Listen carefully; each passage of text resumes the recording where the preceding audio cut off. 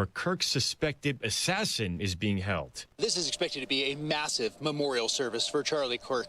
Turning Point USA has announced that this celebration of life will be held next Sunday at the State Farm Stadium in Glendale, Arizona, the Arizona Cardinals Stadium that can fit up to 73,000 people. And according to the organization, that crowd will include special guests such as President Donald Trump, who will be honoring Charlie's life and his legacy.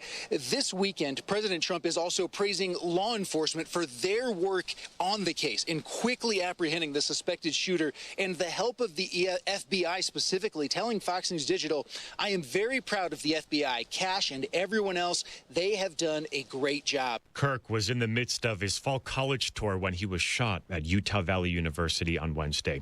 President Trump is promising a strong defense of NATO countries after Russian military drones entered Polish airspace this past week. Fox's Chanley Painter. The United States is vowing to defend every inch of NATO territory after suspected Russian drones entered Polish and Romanian airspace during strikes on Ukraine. It's the first time since the war began that Russian weapons crossed into NATO countries. Polish officials say the drones were shot down, calling it the closest Europe has come to an open conflict since World War II. NATO is now beefing up the defensive posture on its eastern flank. Moscow denies the violation.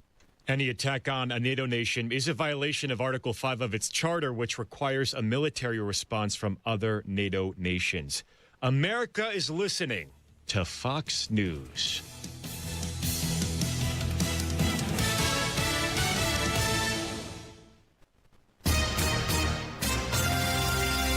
From around the world, Trey Yingst, joining us from Tel Aviv, Israel. To Washington, I'm Mike Emanuel. To your own backyard. If a story impacts you or your wallet, we're on it. It's the Fox News Rundown. We give every story the deeper look it deserves with must-listen interviews and smart analysis from the voices you can trust. Start your day with the Fox News Rundown. Listen and follow now at foxnewsrundown.com or wherever you get your favorite podcasts. From the Fox News Podcasts Network. Hey, this is Trey Gowdy, host of the Trey Gowdy Podcast. Every Tuesday, you'll hear what's on my mind. Plus, every Thursday, there's a special bonus episode where we answer the questions that are on your mind. Make sure to spend your Tuesdays and Thursdays with Trey. Subscribe now at foxnewspodcast.com or wherever you download podcasts. Hope to see you. America's listening to Fox News. 93 WIBC Mobile News. On the level, on the go. Planning to honor the founder of Turning Point USA, sunny and 75. I'm Jake McDaniel. Here's what's trending at 11:03. Turning Point USA chapter at IU in Bloomington says they plan to hold a vigil for Charlie Kirk this evening. One of their members, Owen Hurd, tells Wish TV. I think the work he did was truly irreplaceable, and I think he's an irreplaceable person. Kirk was shot and killed at an event Wednesday at Utah Valley University. Tyler Robinson was arrested Friday after confessing to his family. A woman was killed after officers say she was hit by a truck that was backing into a parking space in Terre Haute yesterday morning. Deputies and medics arrived at Love's travel ship on East Harlan Drive and found the woman who died at the scene. Deputies say the truck driver tested negative for alcohol and drugs, and Texas A&M left Notre Dame Stadium last night with a narrow 41-40 victory, outlashing the Irish in a primetime thriller. Len Clark. The top 25 matchup lived up to its billing and went right down to the final wire, with Texas A&M coming from behind for the victory to keep Notre Dame winless on the young season. Head coach Marcus Freeman. Well, 1-2. So what do you control? You control getting better and getting ready for the next one. I can't sit here and dwell on being 0-2 as much as I need to dwell on how we find ways to improve. Notre Dame will look to rebound next week when they host the Purdue Boilermakers at Notre Dame Stadium. News time, 11:04, your American Standard Cooling Weather Center forecast. Rain from the early morning hours will exit. Partly cloudy skies become mostly sunny. High temperatures in the mid-80s. Tonight, mostly clear. Low temperatures in the mid-60s. I'm Wish TV Storm Track 8 meteorologist Ryan Morse for 93 WIBC. I'm Jake McDaniel, on the level, on the go, and on WIBC.com. What is 988? It's a way forward. It's a listening ear. It's whatever help you need, when you need it. The 988 Suicide and Crisis Lifeline offers trained crisis specialists ready to talk to you 24/7.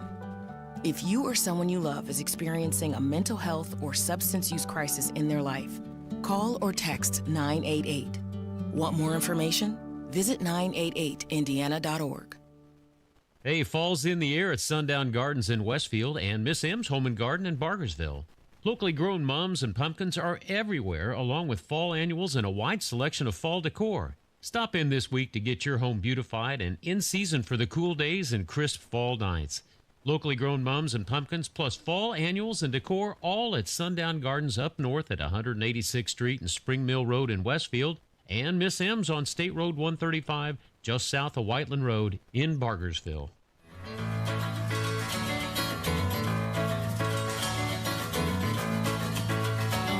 Started to talk it's a good thing nobody saw that. I was in the wrong P. Oh my God. On my board.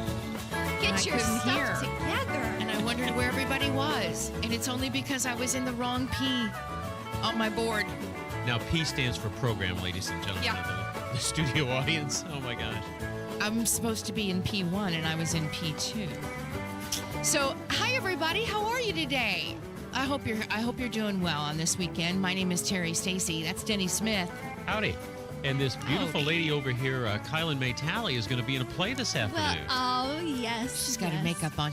I know. Doesn't she look good when she's all made up? Thank you. Yeah. It's closing day of my Importance of Being Earnest performance of Cecily, the love interest of Algernon Moncrief, and the cousin. Do you have to kiss? Do you have to Uncle kiss Jack? him? Do you have to kiss him on stage? No, he kisses my hand. Oh, he kisses your hand. Yeah, that's scandalous for back then. Oh boy. It's the last day. Yes, at Buck Creek. Tickets if you wanna available? come- Yeah, there Okay. are still some. And if you use the, oh, can I share that? Yeah. You're a friend and family, I think. Right. Yeah. Use the code TEATIME for $5 off. Wow. Mm-hmm. Like Okay. TEE. TEATIME. Oh, that type of tea time. Tea Okay. time. Tea time. Tea time. Would you like some tea? So that's our girl Kielynn, and she's here Thanks. producing today's show. My name is Terri Stacy. As I mentioned, this is called The First Day Show, right here on 93 WIBC. It is September 14th. It is a beautiful, beautiful Sunday morning here in downtown Indianapolis. We're located right on the circle, on Monument Circle, and it is game day. It is games day. It is white out at Lucas Oil Stadium for the Colts game, and I can report that none of us are wearing white in studio. Well, I'm going to tell you what. I like your whiteout idea and everything. I mean, you all get 50,000 of you that enter first will get a white towel. But I'm a firm believer if what you were wearing last week and if it was blue, you put it back on today. It's a good thing nobody's superstitious around here. I did not wear my jersey again. I know it. Well, if we lose, it's your fault, little lady. The roof and window are closed. Yeah, wow. For today's game. It's a beautiful day, but I guess it might be a little too hot. That's what they're saying. I understand. And I've heard from people this week in this very same conversation. I'm stunned at how much we talk about the roof. I really am. What? But there Sorry, are it's my those favorite that say- part. Well, it is. It's fun, and I like talking about it too. The roof and the window. Will they be open? Will they be closed? I heard from people that were in the sun in a certain spot, and if that thing's open, they're boiling, and they're mad because they're boiling.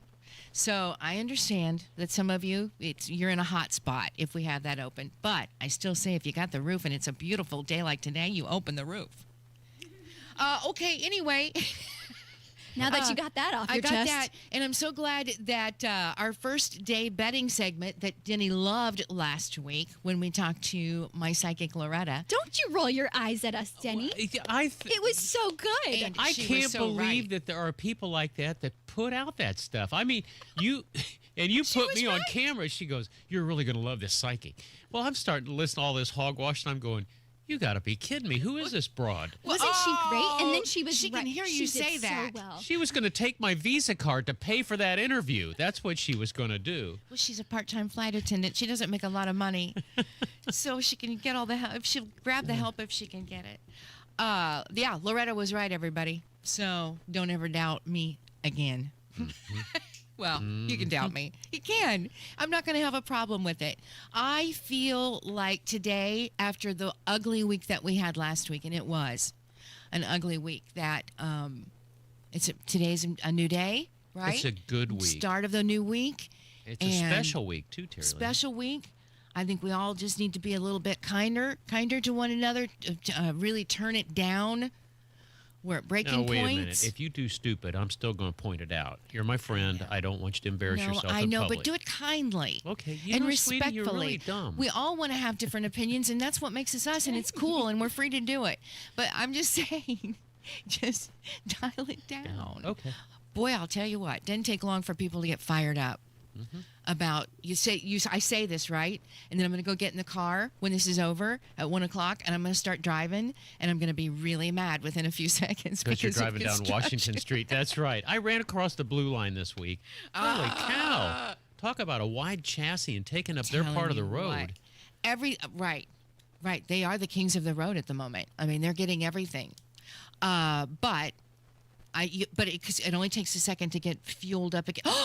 Is Jill, speaking of Fewell? She is. I forgot Jill's on the phone. Oh my gosh, you guys. Last week we checked in with Jill Fewell, Patriot of the Year, and she was tailgating with friends before last week's Colts game. And I think that we do what we did last week, as I said, since that was lucky and it worked, and I want to talk to her. Jill reminded us when we had that conversation that Constitution Day is coming up. So joining us now, everyone, is Jill Fewell. Hi, Jill. Good morning, everyone. Good Hi, morning. Jill. I'm so Good sorry. morning. I kept you waiting. You listen to the family arguments. You're part of the team. Wow, I am such a boob. I'm a boob. No, not at all. How We're are ya? excited. It's actually a whole Constitution week. So let me give you a little context and history here. Okay, please. So, back in 1955, the National Society Daughters of the American Revolution petitioned Congress to make Constitution Week from September 17th to 23rd official. And so that became law in 1956 by President Dwight D. Eisenhower. And so, celebrating from over 70 years with this, we have a lot going on in the city of Indianapolis, even nationwide, as our Daughters of the American Revolution. We have thousands of people getting into schools, libraries, getting on air like this, talking about the Constitution, talking and educating people about the Constitution, making sure we understand, what it is and why it's so important. And so we're going to be doing a big kickoff on Tuesday, September 16th. And that's going to happen down at the Benjamin Harrison presidential site. Oh, perfect spot. Yes, it is. So that starts at 8:30. We get some donuts in there, and we've got a great lineup for our speakers. We've got Judge James Hanlon of the Southern Circuit, and he's going to be talking about the Constitution. We've got Fife and Drum Corps. We've got our state regent, Elaine Schulte, from the Indiana DAR. We've got the president and CEO of the Benjamin Harrison presidential site there, Charlie. Yeah. And it's just going to be a great kickoff to Constitution Week. People may wonder, why is this important that we even are talking about this? It's going to be another day that comes and goes, right? But listen to this. The 2025, this just recently, the Annenberg Constitution Day Civics Survey found that 70% of Americans could name all three branches of government. Okay, that's good. All right. An increase from 65% in 2024. However, 13% of the respondents in this survey could not name any of the three branches. They knew there were three, but they couldn't even necessarily name them. And so we still can learn, right? We can still, I think we as Americans, we still have a little bit of learning to do, or reminding perhaps of the Constitution and what it truly means to each and every one of us. And so you, just speaking personally, why is it so important to keep strengthening our knowledge of the Constitution? Well, it really helps to emphasize our citizens' responsibility to protect our country and defend the Constitution. It helps to inform people that it really is the basis for America's great heritage and our way of life. I think it's really interesting. It only took 9 of the colonies to approve the Constitution. And I always wondered why they always numbered the states, because I found out that, Delaware was number 1, Pennsylvania was number 2. I never knew where they got these numbers. But, Jill, that's how they came into the Union. And it wasn't, once it was ratified, and I think that was in September. No, it was in June. Then all the other states that came in, like Virginia and New York and all those hoity-toities from North Carolina, and then Rhode Island was the last one. But I never knew it. We only needed 9 of them. We only needed 9. We could have been the 9 original states. It's a good Definitely. Well, the thing is, to learn more about it, we've gotten some displays in our Indiana State Library, the Irvington Library, Fort Benjamin Harrison Library out there, and at Marion University. And folks can go out and look at the memorabilia and the facts of it. And so one of the neat things we do is we have these little Constitution booklets, and we get thousands of those out into schools, our youth. We do like the Blind and Deaf School. We've got some out there, the Boy Scouts. We've got Thomas Aquinas, Milroy Elementary. We have so many booklets going out to make sure that people know what it says. It's important to read the Constitution. And I would guess not everyone has ever done that. I agree. Have you both read the Constitution before? Yes, ma'am. Yes, okay, and wonderful. Every year I go to one of the naturalization ceremonies on the 4th of July on Independence Day, and everybody is handed a little booklet. I think that you might be talking about the Constitution. Yes. And we all go through it, and people might get mad about this, but the people that are being naturalized and becoming citizens probably know more than we do, being born and raised here, about the Constitution, because they've had to take a test. And I think if we had to take a test right now, I'm not sure that we would do very well. But I could be wrong again. I could be wrong, and this is just my perception of because of my own knowledge, because of my own knowledge. We're a little rusty at it. Yeah. That's all, Terry. Rusty, and, okay, yeah. And it's fresh in their minds, and they're super excited to become citizens, and we're happy to have them, right? I agree. A neat thing that's going to also happen is the next day on the 17th at 4 p.m., we've got bells ringing. We've got going off at St. John's Cathedral, and this is absolutely an observance of Constitution Week to kind of celebrate that. Let's see, at Luke's Methodist on 86th Street, we've got the bells going off, and then at Marion University. They're a proud partner of helping to celebrate this Constitution Week. Jill Fewell is with us, and she is a member of the Daughters of the American Revolution for sure, but so many other things too, as we mentioned earlier. She is a Patriot of the Year, and Kielynn has a question for you. I had a question right on that, because you are part of the Daughters of the American Revolution, the Carolyn Scott Harrison chapter here in Indy. And how has that increased the appreciation of the Constitution for you as an American citizen? Well, it kind of helps refresh it. Like we were saying, it might be a little fuzzy from when we learned it in school. And our chapter, Caroline, of course, if people don't know, she was President Benjamin Harrison's first lady, and she was just a trailblazer to help with women's rights. And not only that, she was the very first President General of the Daughters of the American Revolution. And our chapter is named in her honor, and it started in 1894. So before I became a daughter or, put my application in and knew what that was about, you learn more and more about this wonderful woman, and it's just solidified already in my blood, my patriot line, right? I have patriots in the blood, and that's essentially what the daughters are. They have proven lineage that goes back to they can identify their patriot, and there are multiple daughters that have several patriots in their lineage, and it's proven, and that's how you can apply to become a daughter, and it helps to remember these true heroes that started our country and helped us gain independence. Well, I know for sure that you carry that on, that legacy on, and do so many great things for others, changing lives. And I think you're one in a million. Jill Fewell is with us. And again, we've got coming up this week. And we just want you to think about it because it is important and to remind yourself of Constitution Day coming up on the 17th. Hey, Jill, you're going to be tailgating in a minute? Oh, yeah. Well, in a couple hours, yes.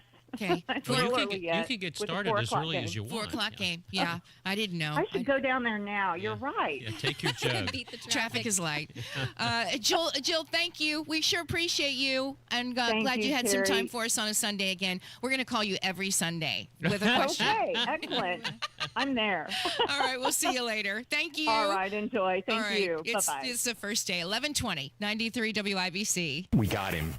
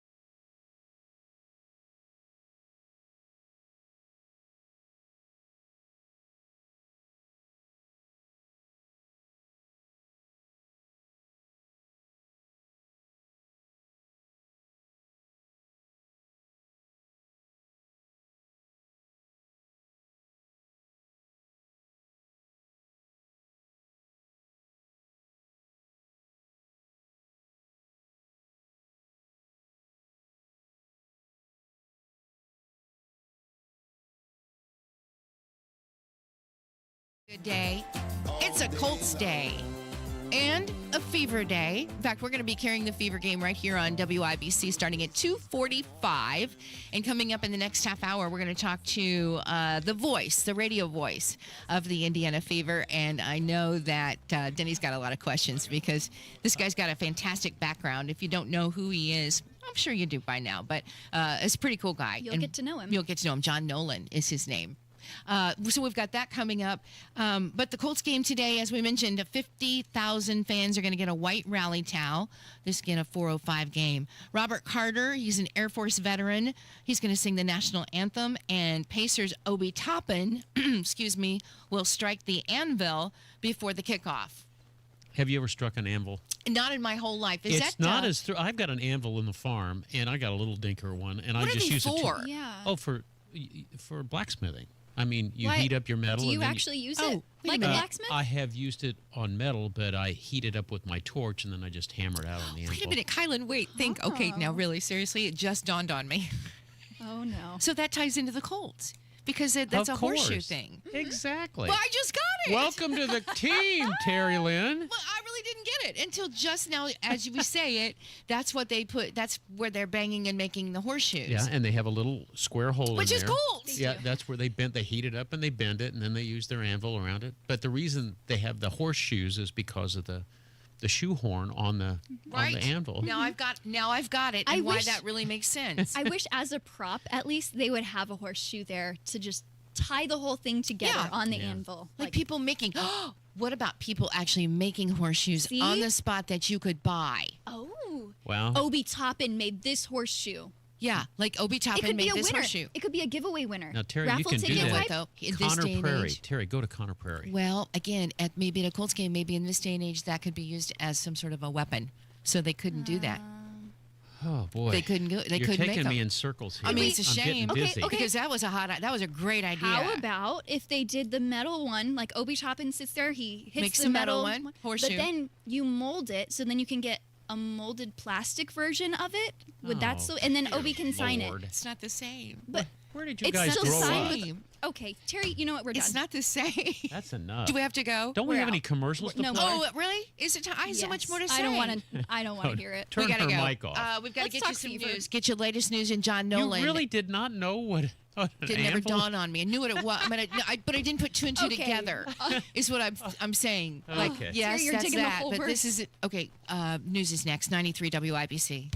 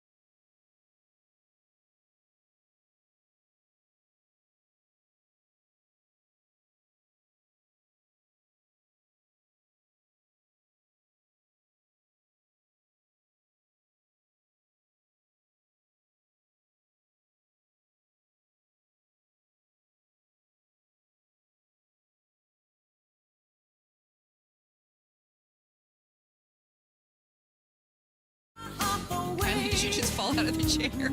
I was too busy dancing, but you should see Denny. Oh, I wish You're you could playing see Denny. Winona. There you go. Can you see everybody watch Denny? I've danced with Winona Judd. Are you kidding me? He's chair dancing right now. Maybe you can. She's coming to Indianapolis. She's going to be here. And it's kind of cool because she'll be here Tuesday when the Fever come home for game number 2 in the WNBA championships. Winona's going to be singing, Winona Judd, singing the national anthem. Woo-hoo. How about that at Gainbridge Fieldhouse? Game number 2. Game number 2. And how about this? You know, the Fever obviously made it into the playoffs, and their number 6 seed faced the number 3 seed Atlanta Dream. It is a best-of-3 round series. Starts today at 3 o'clock, and coverage begins right here on WIBC at 2:45. And joining us now is the radio voice of the Fever, John Nolan. Hi, John. Hey, good morning, Terry, Kielynn, Denny. How you doing? Everything's good, son. Great. I have been waiting to ask you. Can I ask him the question Go. now? You go. Okay. He is so excited. I had He's a excited. partner, John, who was a big fan of the Lansing Lugnuts, and I got to go to a Lansing Lugnuts team, and you called the games for the Tin Caps, right? That is correct. And In the Midwest League, so part of minor league baseball, yeah. That's right. All right. So that league was really crazy because they have the Dragons, the Dayton Dragons.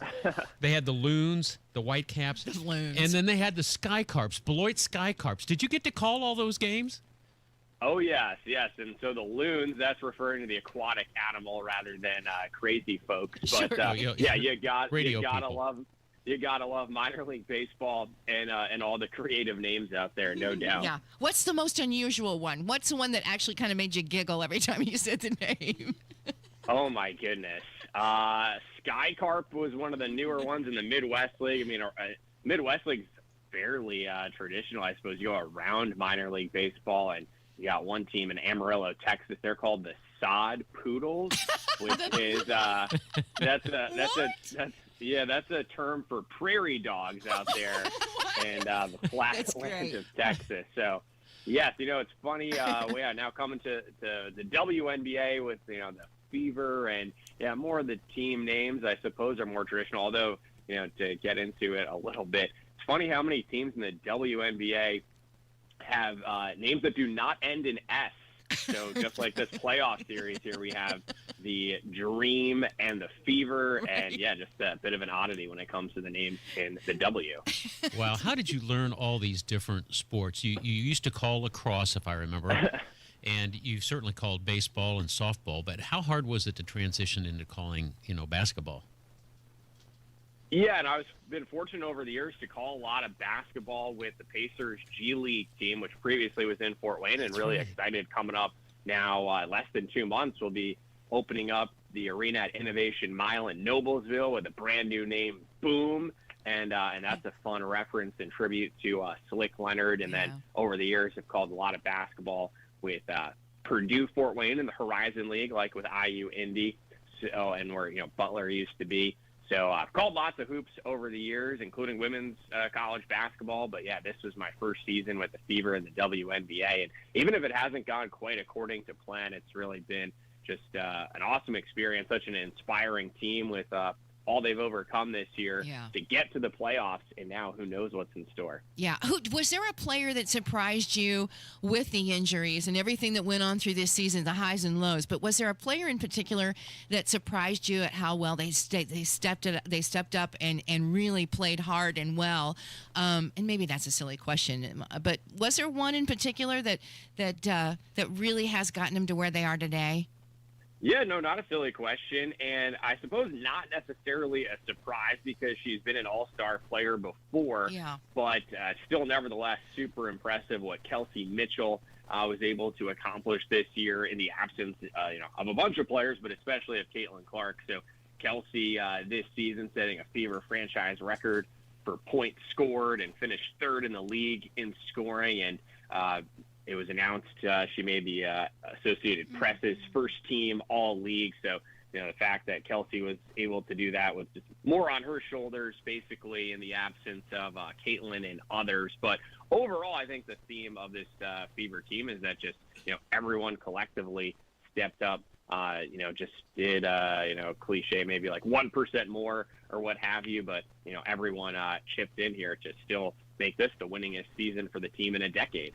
Mm-hmm. The injury reports have been wild and hard for them to deal with, but the adversity has continued. But there's now even an additional injury for tonight's game, correct?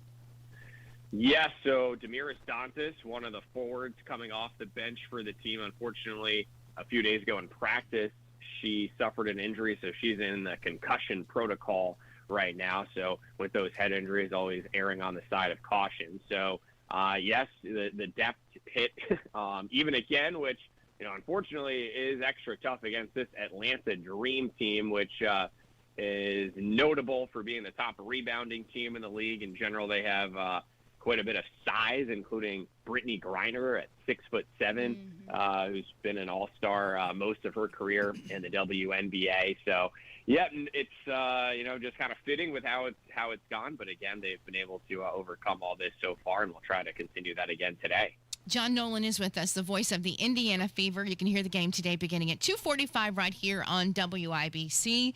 And, so we're away in Atlanta tonight, and then Tuesday they come back here. And that I guess the question is, which team is better on the road? Yeah, well, so the Fever in this series are the 6 seed, and the Dream are the 3 seed. So, both teams have fared well this year, whether at home or on the road. I would maybe answer your question in a different way, and to say that the Fever have a better home court advantage. The Fever truly have the best fans in the entire WNBA, and so it's been so incredible to see Gainbridge Fieldhouse sold out time after time over the course of the season. And hopefully can fill it up 17,000 strong on Tuesday for the first home playoff game in nearly a decade. And then on the flip side, nothing against the folks here in Atlanta, but the Dream actually play in the smallest venue in the WNBA. The game today will be played in a building that seats about 3,500 fans. Oh. So, I mean, it'll, just like you can have a great experience at a local high school game or a local smaller college game, but it's, that kind of sized venue, and hopefully a good number of those seats will still be occupied by Fever fans, as has been the case for a lot of the road games this year. That's cool. John Nolan joins us. He's the radio voice for the Fever. John, I want to ask you, when did you start doing play-by-play? Did you start as a kid? Did you have your Mr. Microphone? What was the first real play-by-play that you called? Well, yeah, unofficially, I probably started as a middle schooler, where I was a unusual kid who would be playing video games and mute the TV as I was playing, whether a basketball or a football or a baseball video game. And I guess I had my first crack at play-by-play in that fashion. And then when I was a high school student, yes, what I lacked in athleticism, I at least had in self-awareness. So I knew I wasn't going to be a star athlete myself, and started to make that transition into sports media. And so as a high school student, I got some reps in doing basketball play-by-play for my school, and then definitely took another step forward in college, trying to get as much experience as possible. And so that's what set me up for where we are now. Kielyn's got a question for you. I just want to, something popped in my brain, and that is that you've done so many you've called so many different types of sports. Are fans all the same, basically, no matter what they're watching? Or are women's basketball fans different than what you saw in another, a men's game, perhaps? That was a fascinating question. I think in general, fans have a lot of passion. And, honestly, I would say historically speaking, fans of men's sports have probably had a reputation for being more intense and critical. And now this is perhaps how you want to look at it, debatable for better or worse. I think Fever fans and women's basketball fans this year have at least a fraction of them. And I guess maybe sometimes just like beyond sports, we should be careful not to read too much into what we see just individuals posting online. Sure. But there's definitely been a higher level of expectation for this Fever team. So again, kind of good and bad that they get the same treatment, which at times, means fans, lacking patience, I suppose, would be a way of characterizing it. No, it's great. But yeah, there's definitely been an explosion in the popularity, of the Fever, obviously, and the WNBA in general. Kielynn. The Fever open up their playoff journey today at 3 o'clock, just 3 hours from now, right here on 93 WIBC. Catch the pregame coverage at 2:45. And this game is important to then get back to home, right? To be back on that home court. And they are planning out some activities for fans on Tuesday for the Morris Bicentennial Plaza with a red out for that home playoff game. But for today, that is our focus. What are some of the keys to the game that we're going to be seeing?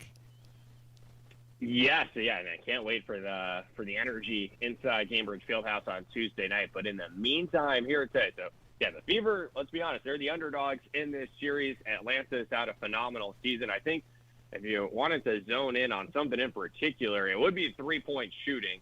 So Atlanta's second in the league on the season in made threes. They have two of the top 3-point shooters in Alicia Gray and Ryan Howard. And the Fever for the season, they were kind of more middle of the pack in terms of made threes, and that was to be expected once they lost Kielynn and Sophie Cunningham and others who were key shooters for them. So I think, the Fever have to do an extra good job of defending the 3-point line here today and hope, sometimes it's a little bit of luck and maybe, some of those ones that hit the rim, are halfway in, maybe pop out and not the alternative. FeverBasketball.com for tickets. Last I saw, there was a handful of them left, so check that out if you want to be there on Tuesday night. John Nolan, the voice of the Indiana Fever. You can hear the game today beginning at 2:45 on WIBC. John, thank you so much. We appreciate your time for sure. Yeah, thank you all for having me, and those tickets are definitely affordably priced. Yeah. So, again, first home playoff game since 2016, because even though they made the playoffs last year, it was a different format, and they didn't get a chance to host, so glad that the WNBA made that change. And, yeah, let's hope for the best here today. Excited to call it with Bria Goss. Hope everyone can follow along with us. We're the only local broadcast for this one, otherwise national TV. So hope folks can tune in and then show up on Tuesday night, and we'll see you there. You mentioned those ticket prices. They're as low as $15. FeverBasketball.com. Yep. All right. Hey, thanks, John. We'll be listening. Coming up, Denny Smith right here on The First Aid, 93 WIBC. We got him.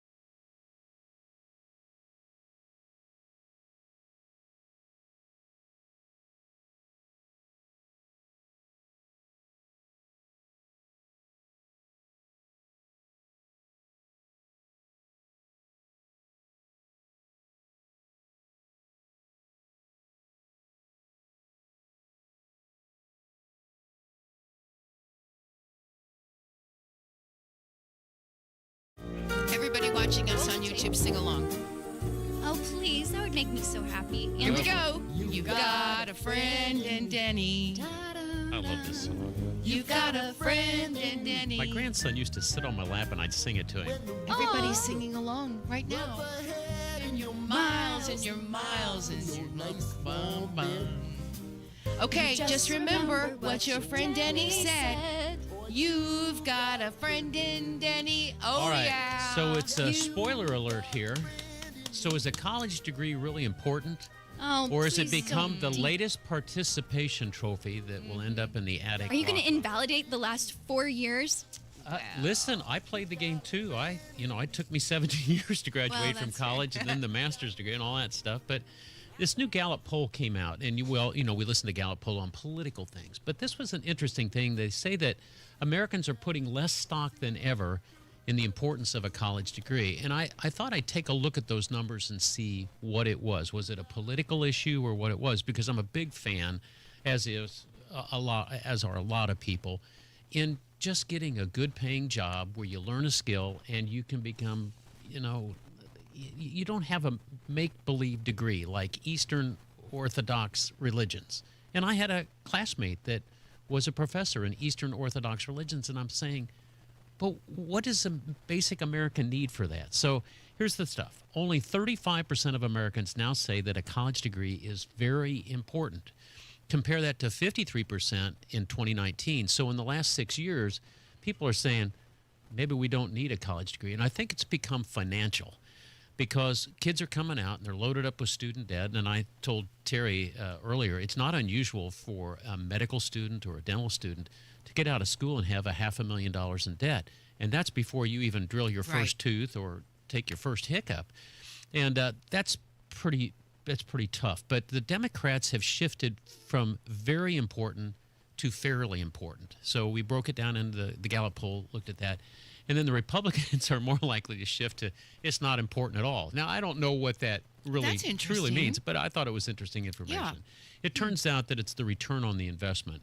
And people, because whether we're in a recession or not in a recession, whether we have inflation or don't have inflation, people are feeling the pinch.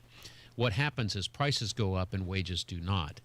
And what they have found is that if you are in the trades, trade wages are going up. I think I mentioned one time that I'm aware of a plumber who is in the Fort Myers area that's making over $400,000 a year as a craftsman. Wow. And he's not the owner. He's the guy, and that's pretty impressive. So everybody's looking for alternatives to the four-year degree. And they want to promise less but be able to spend more. So, Kielynn, I'm not belittling a college degree. I played the game, but I think that two-year programs are certainly more affordable and work-focused, and we have that opportunity. There are a lot of things called micro-credentials. Have you heard about micro-credentials? Micro-credentials come out of boot camps. I took one late last year, and it was on digital marketing. It was called a micro boot camp, and we learned about things like, search engine optimization and how, you tie all of your social media and stuff together and just how important all of that is. But they have these little things, and for my business, that was perfect. I mean, just this last week, I cut a commercial for somebody, and it was kind of funny where we said whole house versus whole home. We were structuring the commercial for a whole house filter or a whole home filter. And just from that one little micro, brewer that I did, I learned out that the search engine optimization, whole house was much more important than whole home. And so we're looking at education in different ways now. But I just thought it was interesting that the Gallup poll made it pretty clear that college is no longer the guarantee to the golden ticket. And we all want that golden ticket. But I will say this, be very strategic. Pick the schools and programs with strong outcomes and manageable debt. You don't have to play this game that you'll never amount to anything if you don't have a college degree or even a master's degree. And there's your dollars and cents for today. That's terrific, Denny. Thank you. Thank you. 79 degrees, sunny skies in downtown Indianapolis. And we've got another hour to go here of the first day. I think it's going to be a good one. I think so. Oh, I forgot something. Yeah. Remember that a college degree is a tool, not a trophy. Period. Good job, Denny. Man. Okay. Hey, listen, hope you can stick around. Thanks for listening to The First Day. News is next on 93 WIBC. Afternoons, it's like that I can barely go and catch it. Kinda how I feel with you.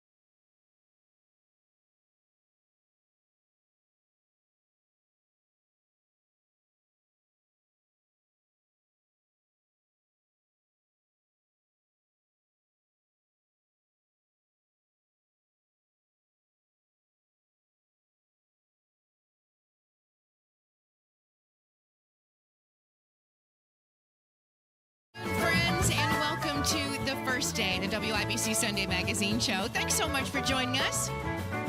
I'm Terri Stacy along with... I'm Denny Smith, and I love coming in on Sundays. I also like coming in to see Kielynn because she's always in a play. She's always doing something, and it's like I got a new granddaughter. Oh, yeah, life doesn't stop. Yep. It is game day. Colts, Broncos, Lucas Oil Stadium, 4:05 kickoff here on WIBC.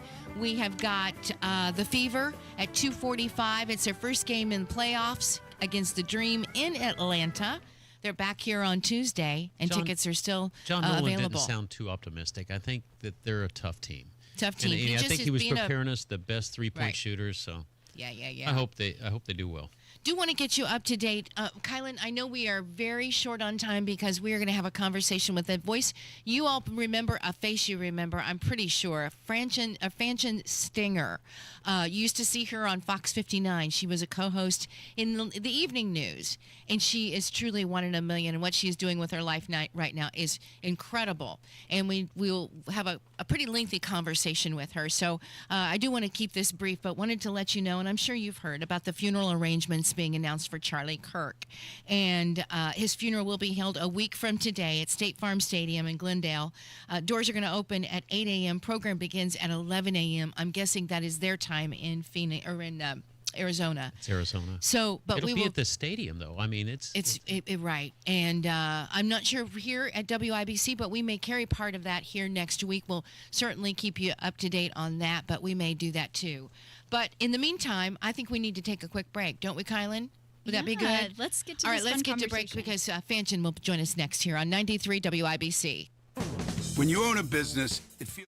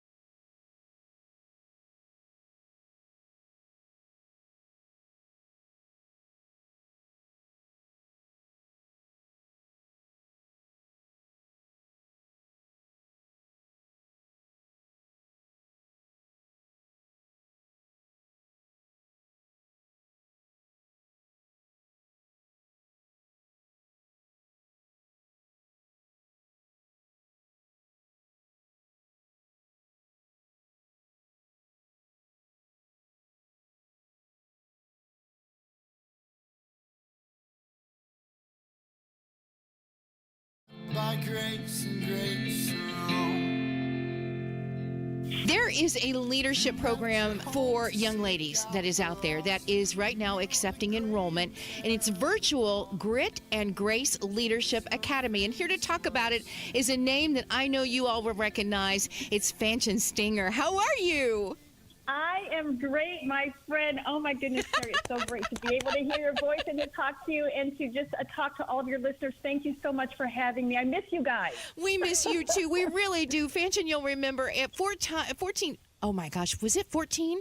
Was that the right number? 14-time Emmy winner? Well, it might be 15, but 14 is fine. I'll take 15. And former evening news co-anchor for Fox 59, and we do miss her. And it is so great to catch up with you and hear about the difference that you're making with Grit and Grace Nation. Tell us, what is this? Well, I'm first of all, I'm so grateful, and thank you. And I just want to say thank you to everyone who supported me during the years while I was at Fox 59, because so many of our viewers welcomed me into their home, and so many welcomed me into their families. And that meant so much to me. I carry that with me wherever I go now across the nation. Many of you who know me well know that while I was on the air and I came into your homes day and night, I had another passion that I was committed to, and that was mentoring young people. And when you look at the power of mentorship, especially at a time such as this, our girls are in crisis when it comes to, and I know when I say this, I know everyone listening can think of a young lady who relates to this. We are in a crisis when it comes to our girls and their confidence, when it comes to our girls and the issue of anxiety, when it comes to the issue of self-esteem, self-respect, all of those things. It does not discriminate zip codes. It is every young girl, every family. So the mentoring that I did while I was there, many of you will probably remember the Fox 59 Community Hero Award. We gave out awards to people who are doing amazing things in the community. I wanted to do something that was birthed out of that, but that had a deeper impact on our young ladies from the ages of 8 all the way into their early 30s. And that is how the Grit and Grace Leadership Program and organization developed. So we are mentoring young ladies in the areas that are most important to their interpersonal development. Terry, I know you can relate to this as a business woman and also as a successful woman yourself. But self-awareness, managing stress, managing anxiety, your confidence, your academic performance, which is tied directly to your coachability, your level of emotional intelligence, building resilience, and also for our young ladies today, etiquette. So very important. So we have taken those critical areas, and we have an online leadership development academy. It meets once a week. I teach it along with another global leadership trainer, Stacy James, and we are going into the depths of what is motivating our young ladies' thoughts and what's motivating their actions. And when you get down into those areas of leadership, we find that they're all interconnected. And because of our program, it's a proprietary program written specifically for us. The adult version is used at the highest levels of some of the top Fortune 500 companies and top leadership in some top sports, et cetera, et cetera. But we had the founder, he's from Indiana, Dr. Snively. He wrote a proprietary curriculum specifically for our girls and the attributes where we mentor.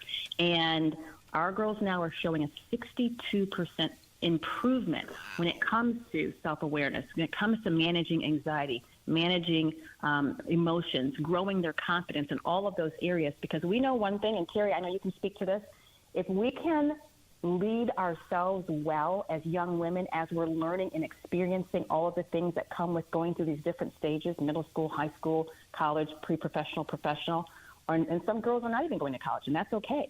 But if we can manage ourselves well, then we effectively are learning how to not just survive the difficulties and the challenges that will come with life, and it'll come for all of us, but we are teaching these young ladies to not just survive everyday life, we're teaching them how to change the world by starting with themselves, their friends, their communities, their schools, and eventually their entire orbit around them. And I birthed it while I was there in Indiana. So Indiana is home base. But we now have local chapters to go along with our virtual leadership academy, and that we have 13 chapters now in 9 states, and there are chapters starting all over. We have an Indiana chapter that is going strong, and we will probably soon have more than one chapter in Indiana.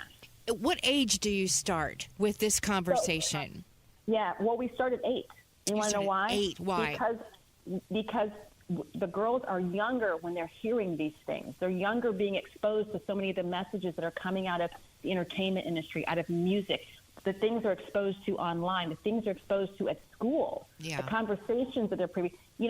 Terry, they're hearing and knowing things that we didn't even know existed when we were their age. Yeah. So our 8 to 12-year-olds, those are our rising stars. So the 8 to 12-year-olds, they go into our chapters. And they begin to learn about self-confidence. What does that mean? They begin to learn about having values. They begin to learn about core values, making wise decisions, being respectful, being kind. And then when they turn 12 is when the girls come into our online programming. And again, that's on Zoom. So we have girls that come together every week, once a week, from all across the country. And that is 12 to 18. And then once the girls hit 18, and this is open to any young lady. Our 18, we have a young professionals group. It's Grit and Grace Young Professionals Network, Navigate, Elevate. So we're taking girls who are 19 through the early 30s, and as you know, those are difficult seasons. Every decision, we stress over it. Relationships, we're navigating that. We're navigating careers, we're navigating what our purpose is. We're teaching girls how to be purpose-directed in the gifts and talents that they are blessed with. So we are walking alongside young ladies, learning how to navigate office politics. Terry, think of it. Who was teaching us that?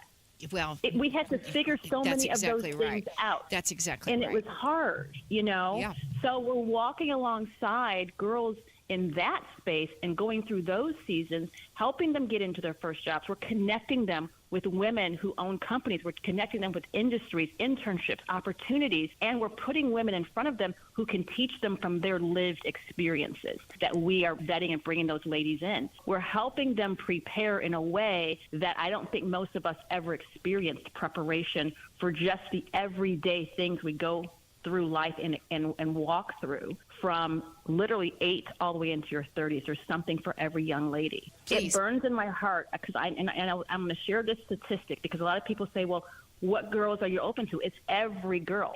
We have girls from every single zip code. When you think about that, there's a statistic right now, it came out of the University of Michigan a few years ago, and it says that half of young people say they don't feel joy since social media. Half.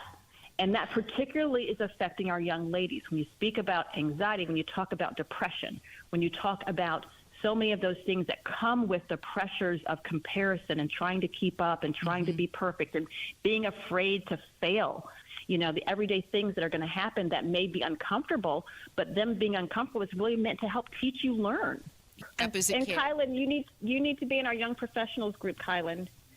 It's a heartbreaking thing, thinking that only half say they experience joy. It's heartbreaking, but I have faith that there's hope through programs like yours. And you talked about the motivation being at the root of trying to help with this confidence and self-esteem and etiquette.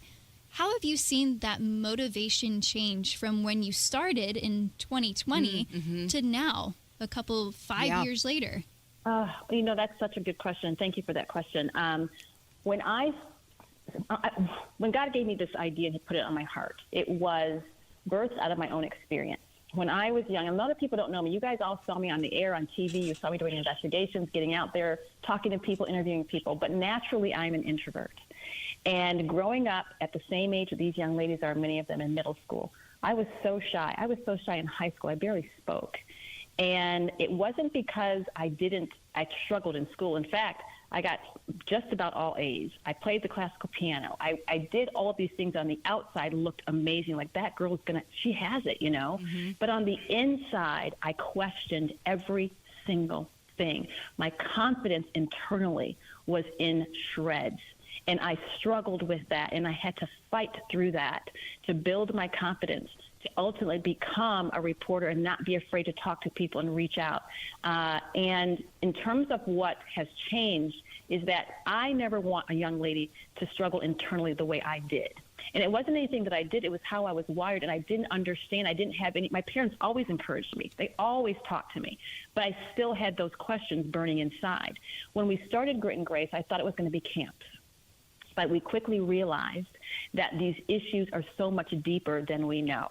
I don't know if you've heard many experts say that when it comes to anxiety and confidence and self-esteem, we are on the precipice of an epidemic that we have not fully addressed as a country yet because of what happened during COVID, because of the isolation, and because of social media. And I love the fact that you pointed out social media can be used for good, but it's also a tool that is affecting our young people, especially our young girls, their attention spans, their view of themselves, what it means to be accepted. All of that is being changed and distorted. So now that's why we've gone deeper with the curriculum, with the academy that meets once a week, with the local chapters, because we're creating a safe environment for the girls to be able to practice the leadership they're learning, for them to be encouraged by women who are super successful like you ladies. They're learning from people who have walked and are walking through it, and they have the power of a sisterhood of each other, but also a sisterhood of women who are surrounding them, pouring in them, and cheering them on. Think about if you had had that when you were growing up as a teenager. That would have been a game changer for me. Yeah. Again, this is Fanchon Stinger, founder of Grit and Grace Nation. Here's the thing. Grit and Grace Nation is accepting applicants to the Grit and Grace Leadership Academy. Now, we just have until September 15th to get you enrolled. If you've got a young lady in your life, please reach out, find out more about what they're doing. Again, it is Grit and Grace. It's the Grit and Grace Nation that you're looking for. Hey, Fanchon, before we let you go, thank you so much, first and foremost. But before we let you go, today at today's Colts game, Forrest Lucas will be recognized and memorialized and celebrated. And I know he's been a very important part of your organization and in your life. Yes, he absolutely has. And my heart will be with all of you in Indiana today as you celebrate his life, the legacy that he and his family has left. Forrest, when I first moved to Indiana, I didn't know anyone, and Forrest Lucas and the Lucas Oil family, they were some of the first people to welcome me to Indiana. And it wasn't just a welcome to the community. Forrest and Charlotte, they welcomed me into their family. I have so many fond memories of Forrest, sitting with him at events and just talking with him. I would always ask him a lot of questions about starting his business, what he learned in business, how he learned to deal with people.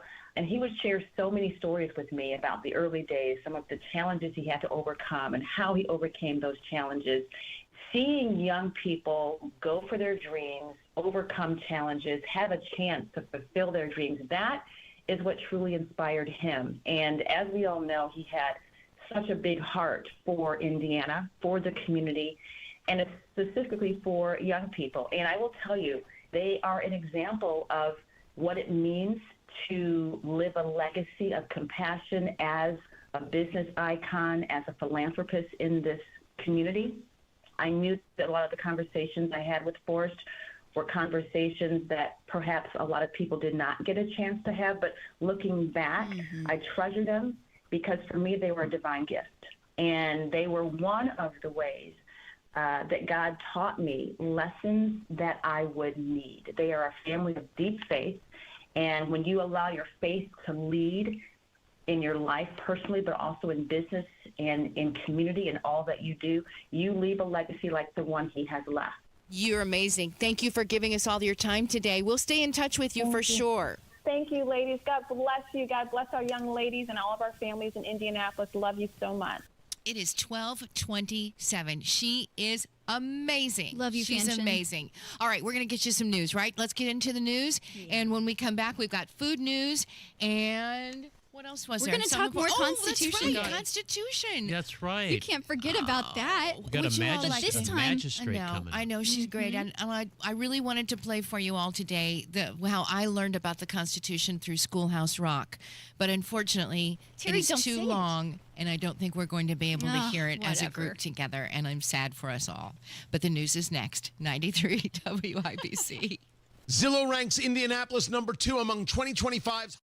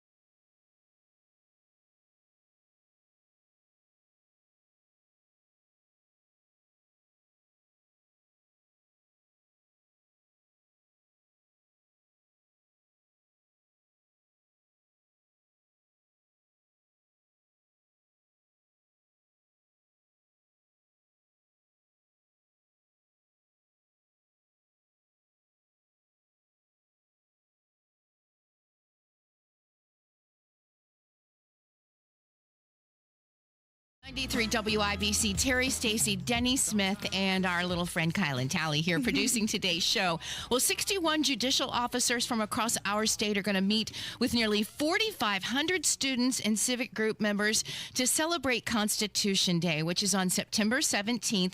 This is a program that brings judges into schools and out into their communities. And joining us now is Magistrate Polly Beeson. She's going to be at a couple of those schools.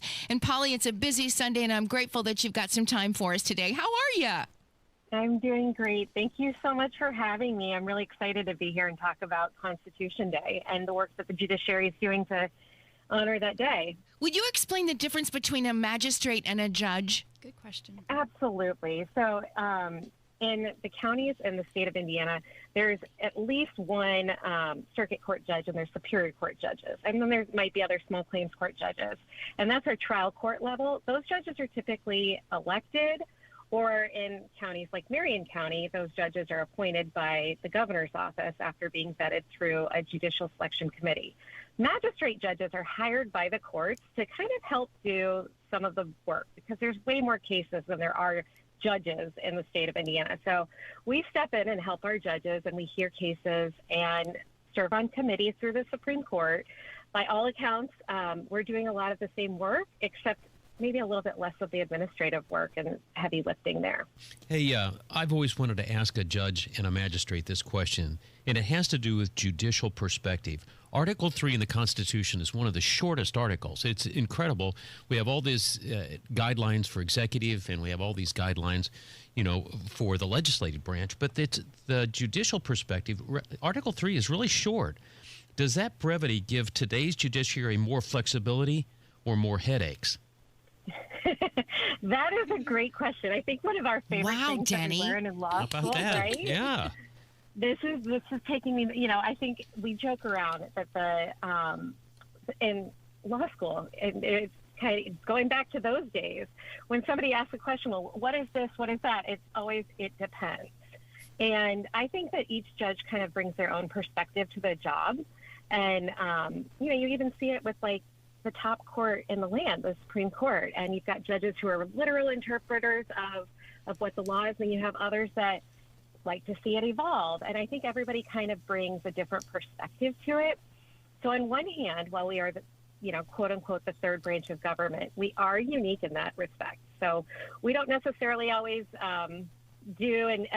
like you've got the legislative process with our legislative branch, the executive process with the governor or the president. But for us, it's really our job just to interpret the laws. And I think that's what our community and what the country deserves with that, and that separation of powers and being able to just do our jobs without bias, without an agenda, and ruling on cases to the best of our ability with that in mind. So I actually think that in many ways, that's where our Constitution is right on point with that. Judicial officers are going to be visiting students and civic groups all across Indiana this week for Constitution Week. And Magistrate Polly Beeson is here with us. She will be visiting in Marion County at Allisonville Elementary School and Greenbrier Elementary School. Polly, can you describe what you actually talk about with elementary students in comparison? Because we could go so many different directions to dive deep into the Constitution, but how do you explain to elementary students?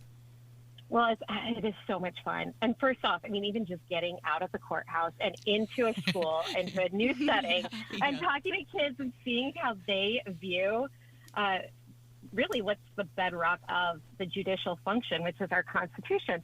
So, it's a different take every time. I've done different presentations, sometimes depending on the age of the kids, or I'll talk to their teachers ahead of time and figure out, where they are in their curriculum.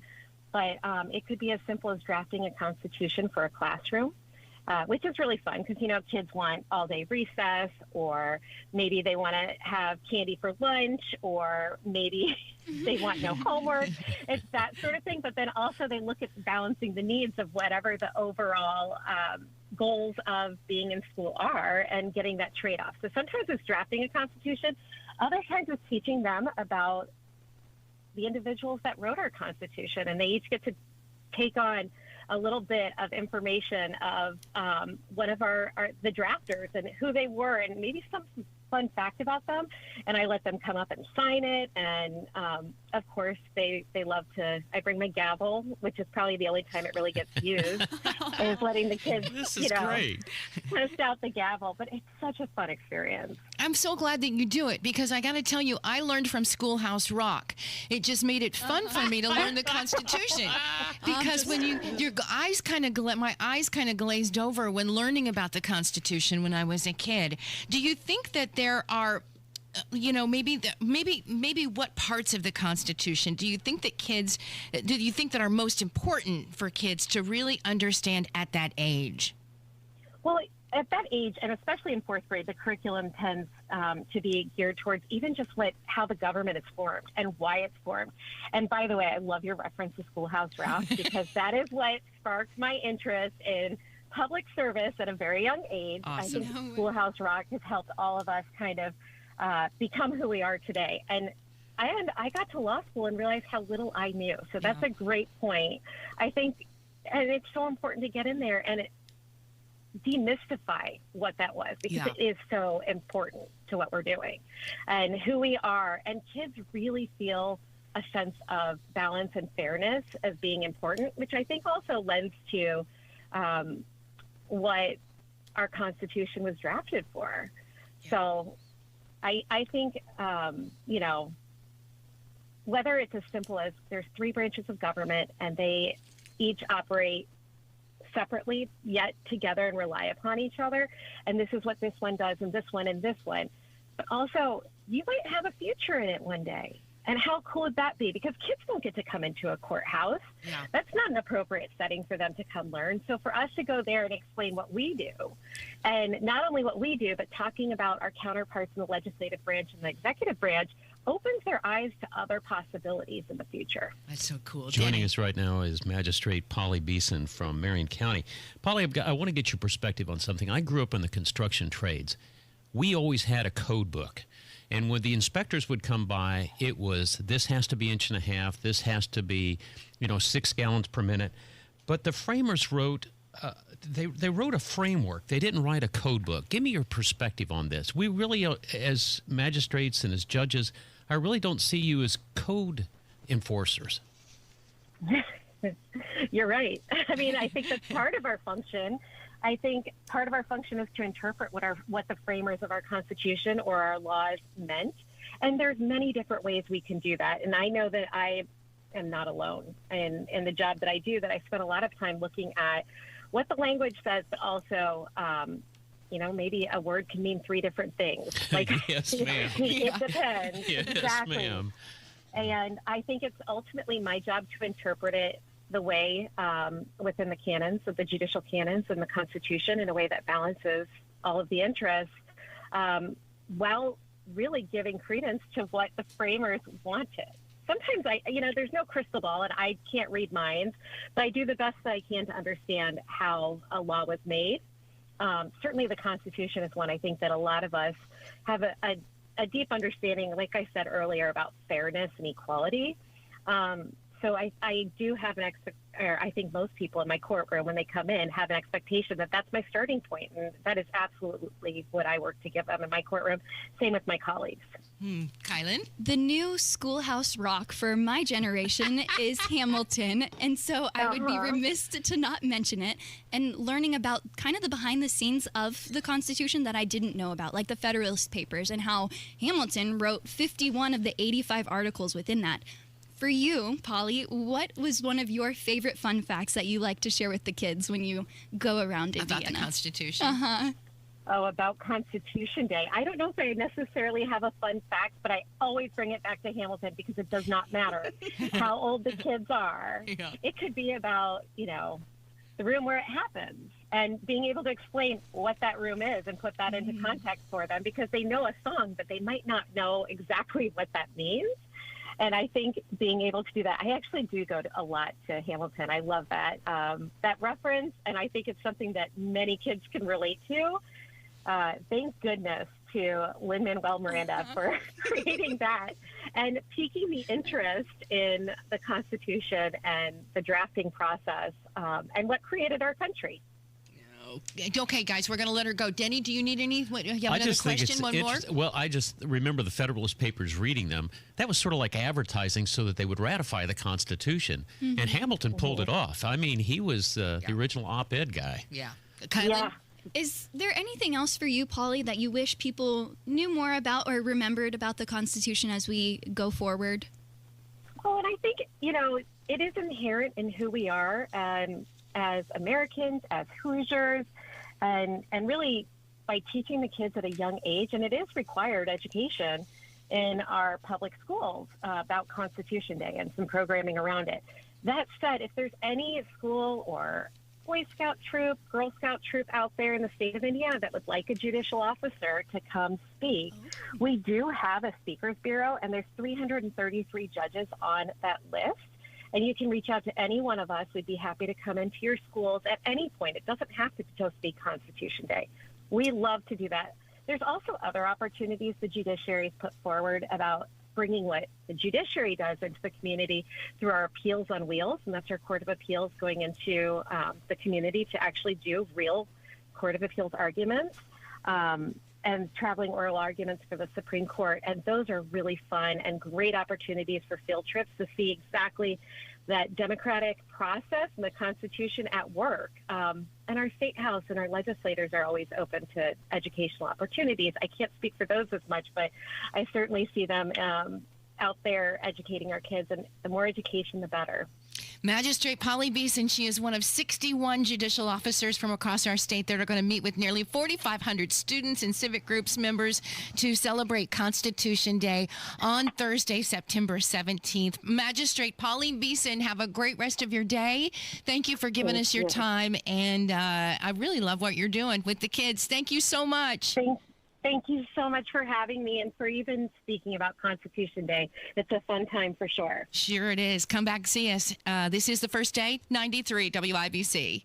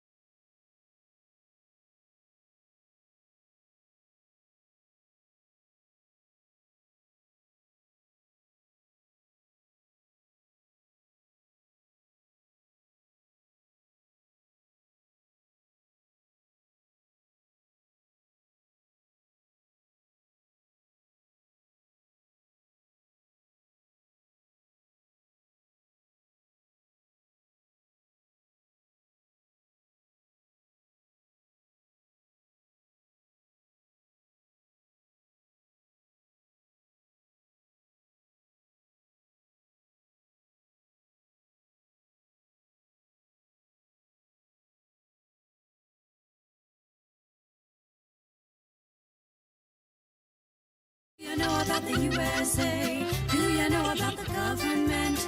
Can you tell me about the Constitution? Hey, learn about the USA. That is, that's my schoolhouse rock. That's how I learned about the Constitution and all kinds of other stuff. And then it just went away. Just went away. Hey, I want to mention quickly, by the way, thanks everybody for tuning in today to the first day. We're going to be getting out of here in just a few minutes. Denny Smith and Kielynn Talley with me. ARPO's second annual Whiskey and Whiskers is presented by West Fork Whiskey, and that's coming up next Sunday, in fact, the 21st. General admission will get you in from 1 to 4. They've got over 100 whiskeys to taste. ARPO labeled bourbon for sale. Delicious top food will be there too. Food? Yeah. I like food. This is a good one, and we hope that you can be there. This is going to be at West Fork Whiskey Company, which is on 191st Street in Westfield. Not too far from you, Denny. It's pretty close, and it's right off of one of my buddy's farms. He sold his farm, and they got that right on the corner. It's just north of Grand Park. Okay. Just north of Grand So Park. easy. Yeah. And it's all in support of ARPO's Rescue Cats and Dogs in Indianapolis. They're such a great organization. ARPOrescue.org if you'd like to get some tickets for that one. But we're a week out now from it, and I wanted to make sure that you all knew to support these good guys and gals. Okay, so now it's time for food news. Let's talk more food. Let's do it. Everybody. I want to give some congratulations. Okay. Congrats to the next chapter. That is a little cafe in Jasper. They were named the grand prize winner of the Fever's Small Business Assist Program, presented by Old National Bank. They got $5,000. Good for them. That's crazy. Good for them. You know, the small business makes up 80% of our economy. It's not all the big businesses, and we don't get any of the tax breaks. Mm-hmm. It's only that you know. Yep, exactly. You come in with a big building and you get the tax breaks. Do you smell something burning? Oh my gosh, Terry. I mean, are you for real or are you just joking? Really, I'm not kidding. Do you smell something smoky? No. No, I think it's just you. Is it your hair? Did you catch your hair on fire? I don't think so, but keep talking until anyways, the alarms. If you end up in Jasper, Indiana, it's a little coffee shop and bookshop owned by Jeremiah and Aaron Smith. Congrats to both of you. Absolutely. Also, congratulations to Cretia Cakes Shop up in Carmel for their grand opening this weekend. Very exciting stuff. Go check them out if you get a chance, if you're up there. I want to do some little food deals for you because I haven't been able to do them in a long time. Not my fault. A free cookie alert for this Tuesday, September 16th, Insomnia Cookies. If you wear your pajamas in store, you get a free classic cookie. It's their PJ party that they do annually. And so that's, again, Tuesday, 8 p.m. to close, what which if is you like sleep 3 in the a.m. nude? If you go in there nude, Denny, you get a free cookie? Denny. I was just asking for a friend. Are you sleeping naked? No, I never do. Kylie, go ahead. Okay. Well, on that That's note. a pretty personal question, Missy. We answered it. You started it. Okay. Anyways, Dairy Queen has 85-cent blizzards with a purchase in their app. That's a deal. I love it. This That's is a one deal. I never miss. But you got to have the app. Yes. But it's worth it. They do this, I feel like, twice a year now, Yeah. maybe a couple times. Anyways. Good deal. I think it's worth having the app. I have it. If you also have the Zaxby's app, have you guys ever had Zaxby's? It's one of my chicken? favorite places. Zaxby's is a great. It's chicken salad. You've got a lot of them up on the north side where you are, Denny, I or think at least a few of them. I think. Yeah. Zaxby's. If you're a rewards member with them, you can get a free chicken taco now through Tuesday. Just use their mobile app, or you could use the code Taco Fling is the code. Fling, F-L-I-N-G. They took the chicken salad off for a while. I don't know if it's ever come back, but that was a good chicken salad. Yeah, it was a good chicken. Like if you haven't tried the chicken taco, this is the way to do it. It's free. No purchase necessary. Sounds good. Love it. All right, last food deal for you. Okay. Is to do with the Colts. They've got their game today. If the Colts score a touchdown, you get a free 10-piece chicken McNugget through the McDonald's app. Whoa. I know it. With any $2 purchase. 10 piece is the bigger one. Yes. Yeah. I know. That's a steal. Good deal. Buy some fries and then you get a free 10-piece chicken McNugget. Yes. That's a good deal. Okay. Terry, now you've I got can your hear- food deals. Wait a minute. Terry's got some cellophane. I can hear it in her mic. She's eating. Sure does. She brought this to me. These are apple cinnamon. Today, Hostess. I wanted to bring attention to the betrayal and abandonment within the food industry that's happening right now. I wanted to get all of the happy out of the way because this is really kind of sad? bothering Are me. you lying? Pumpkin spice has taken over. Oh, boy. To the fact that apple cinnamon and caramel apple are just thrown to the wayside? I don't know. Do you guys see apple cinnamon and caramel apple flavors Can nowadays? we take this before Polly Beeson, our magistrate? Thank you. Yes. To the This court. is good. So This is a good one, which is the Hostess Donuts That is the better of the two. Fritter Rings Apple Cinnamon. We see all the pumpkin Apple-y spice stuff. and delicious. And so I wanted to go back to the basics. We've got an apple cinnamon donut. The little donuts are Hostess good. ring. I didn't like Little Debbie today. The Little Debbie pumpkin spice rolls, it was kind of nice. It was a little pumpkin roll, just a mini one for It's yourself. like their Swiss rolls. You know, the chocolate Swiss rolls, except it's pumpkin. And it's very pumpkin-y, and I loved it. It was good, but I think apple cinnamon took the cake, if you will. I agree. And so it was a good reminder as Terry we are eats everything almost that nobody else wants. Oh my That's my half of the Little Debbie. Yeah. As we're good. almost into Good. autumn, I just wanted to give a friendly reminder that apple cinnamon and caramel apple flavors are still a thing. Yes. Thank you. I will get off my High soapbox. horse. Okay. And you know what? As I mentioned autumn, we no longer have sunsets after 8 p.m. I know it. Crazy. It's dark early. If and you you don't have know a, what time if it you is. have a It's like- window that faces west, you hate this time, the summertime, because unless you have blackout shades, there's still light at 11 o'clock. Guys, Yeah. it's time for the song. Can I play the let's song, play the please? song. Hey, thanks everybody for joining us today. Thanks for coming in, Denny. Good job, Ty. Kielynn, awesome. This is our team. Here we go. Go Colts. Go Colts. This is our Colts. Whether win or lose, we love them. Go Fever 2. Oh my For gosh, the yeah. shoe, beat the Broncos, kick them off their high horse. This is our team. Go Colts. Happy Sunday. Ain't nothing gonna break my stride. Nobody gonna slow me down. Don't let pneumococcal pneumonia break your stride. If you're 50 or older, you're at increased risk. So be proactive.